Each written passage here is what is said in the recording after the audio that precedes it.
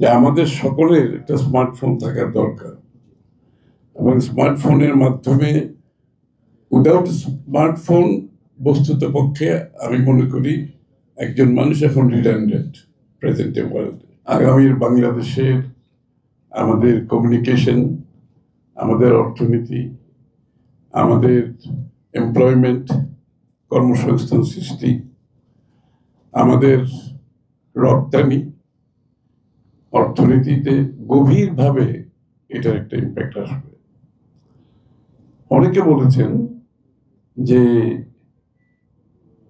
সেটের ট্যাক্সেশনের ব্যাপারটা, আমরা যেই বিষয়টাকে এত গুরুত্ব দিচ্ছি সেখানে সাধারণ মানুষের রিচের বাইরে এরকম একটি বিষয় থাকবে, এটা আমাদের বুঝতে হবে যে আমাদের সকলের একটা স্মার্টফোন থাকার দরকার এবং স্মার্টফোনের মাধ্যমে উইদাউট স্মার্টফোন বস্তুত পক্ষে আমি মনে করি একজন মানুষ এখন রিডান্ডেন্ট প্রেজেন্টে ওয়ার্ল্ডে।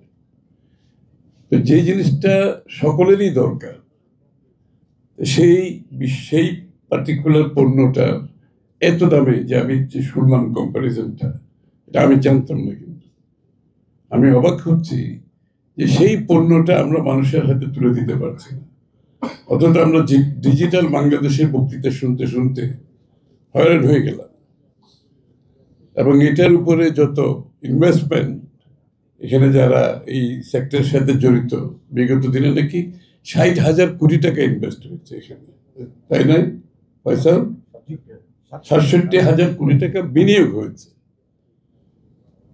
তবে এই 67,000 কোটি টাকা বিনিয়োগের ফলটা কি আসলে বাংলাদেশের মানুষের কাছে গেছে কিনা, যারা হচ্ছে এখানে এই উন্নয়নের মূল কন্ট্রিবিউটর, তাদের কাছে গেছে কিনা? আমি মনে করি প্রথমত এই পলিসিতে যেটা আসা উচিত ছিল, এই সেলফোন, এই পণ্যটি বাংলাদেশের মানুষের হাতে আমি কত সহজে তুলে দিতে পারি। 1 নম্বর প্রায়োরিটি। একটি গণতান্ত্রিক সরকার যদি আসে, তাদের প্রধান প্রায়োরিটি হবে যে এই পণ্যটি, যেটার গুরুত্ব এত বেশি, যেটার উপর নির্ভর করে আমাদের আগামী অর্থনীতির অনেক সিদ্ধান্ত জড়িত থাকবে, সেটা আমরা সবচেয়ে কম দামে কেন দিতে পারি না, সেই বিষয়টা আমরা বিবেচনায় আনবো। আমি পরিষ্কারভাবে বলতে চাই, ওই যে ফয়সাল বললো আমরা 325 টাকা না 75 টাকায় দিয়েছিলাম, তো আমাদেরকে কিন্তু এই করের উপর একটা বড় ধরনের রিভিউর দরকার আছে। প্রথমে এই পণ্যটা আমার লোকজনের হাতে পৌঁছতে হবে, এটা তার এই দেশের যে সরকারের সার্ভিস দিতে গেলেও এখন প্রত্যেকটা মানুষের একটা স্মার্টফোন দরকার। আপনি ক্যাশলেস ইকোনমির কথা বললে সেখানে একটা স্মার্টফোন দরকার। আপনি যে কোনো সার্ভিস ডেলিভারিতে আপনার স্মার্টফোন দরকার এখন। সুতরাং প্রথম গভর্নমেন্টের প্রায়োরিটি হওয়া উচিত ট্যাক্সটাকে কমিয়ে এনে, কত কমিয়ে এনে, আসলে কিন্তু ট্যাক্স কমালে কিন্তু ট্যাক্স বাড়ে। এটা আবার আমাদের আরেকটা ভুল ধারণা, এই সব জায়গায় যারা ট্যাক্স দেয় এই লোকগুলোর উপর বারবার অত্যাচার হচ্ছে। কিন্তু আমি যদি ট্যাক্স রেটটা কমিয়ে আনি, আসলে কিন্তু এখন যা আয় হচ্ছে তার থেকে অনেক বেশি হবে, অনেক বেশি হবে। সুতরাং আমাদের সেই কাজটা প্রথমে করতে হবে। দ্বিতীয় কথা হচ্ছে, এটা আপনি দেশে উৎপাদন করেন অথবা আমদানি করেন, যে কোনো trade and ইনভেস্টমেন্টে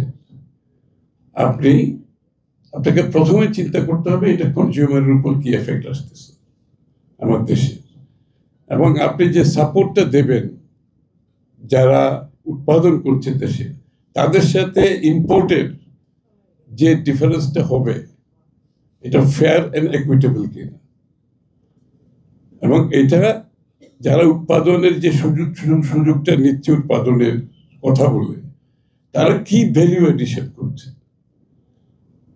value addition is a progressive process, আমরা বুঝি এটা, কিন্তু এটা তো একটা টাইম বাউন্ড থাকতে হবে, এটা তো ওপেন এন্ডেড থাকতে পারে না।